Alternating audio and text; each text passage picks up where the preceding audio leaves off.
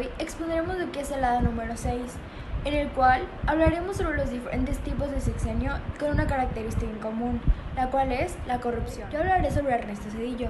¿Quién es este personaje? Ernesto Zedillo fue el presidente que tomó lugar en el año 1994. Cabe aclarar que este presidente nunca tuvo una campaña propia, pero ¿por qué se debe esto? Bueno, en marzo de 1994, Colosio fue asesinado, por lo cual Salinas de Gortari optó por darle el puesto a Ernesto Zedillo para presidente de México. En el sexenio de Ernesto Zedillo, el peso se devaluó totalmente, al igual que los bancos propios no tenían ingresos, y él decidió implementar el método de FOBAPROA. Se le conoce como Fondo Bancario de Protección al Ahorro. Se creó en el país con el objetivo de tener un colchón de dinero en caso de enfrentar una crisis económica. Esta misma se registró como la peor crisis financiera y una de las más graves en la historia. Todos los créditos solicitados por los ciudadanos para comprar ya sea una casa, un auto, entre otras cosas, se volvieron impagables y se desató una afectación nacional de las familias y de los negocios. Con promesas que lo llevaron al poder por un gobierno sin corrupción, el sexenio de Vicente Fox del 2000 al 2006 no tuvo los cambios que tanto prometió y estuvo caracterizado por irregularidades financieras.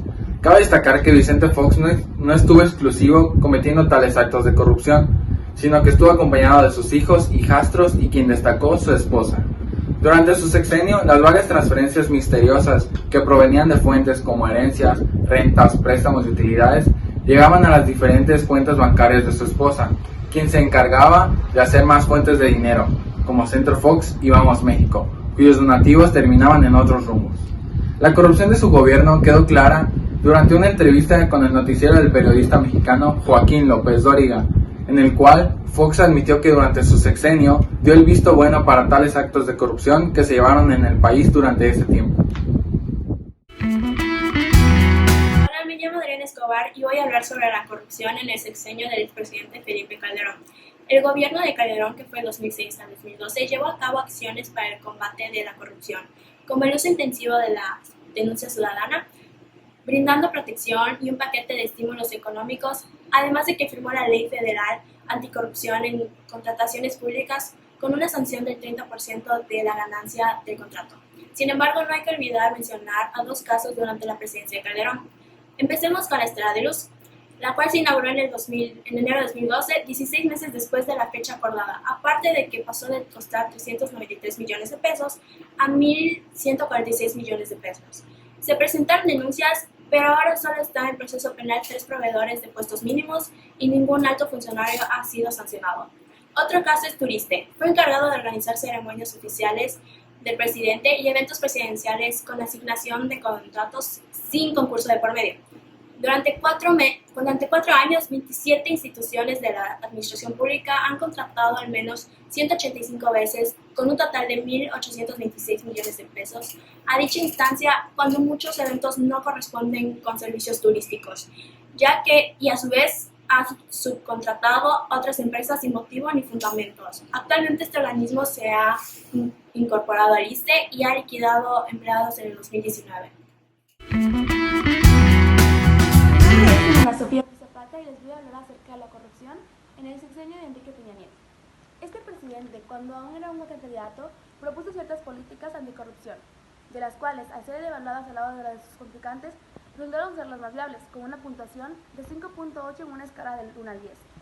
Alguna de estas propuestas para políticas fue la creación de la Comisión Nacional Anticorrupción, que a partir de denuncias ciudadanas podía empezar una investigación para acabar con todos los actos corruptos.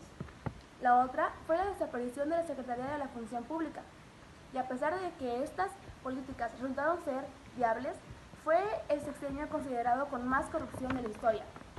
Esto se apela que la FGR confirmó un acto ilegal de corrupción, donde el gobierno del Estado desató una millonaria concesión para la construcción y explotación del viaducto bicentenario de la empresa OHL.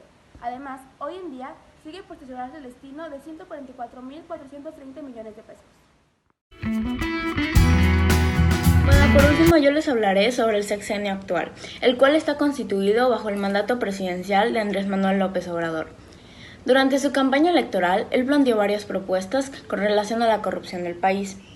Básicamente prometió acabar con la corrupción que venía de los anteriores gobiernos presidenciales, tomando medidas drásticas en las instituciones y también checando cada acuerdo y contrato que se hacían en las empresas por parte del gobierno.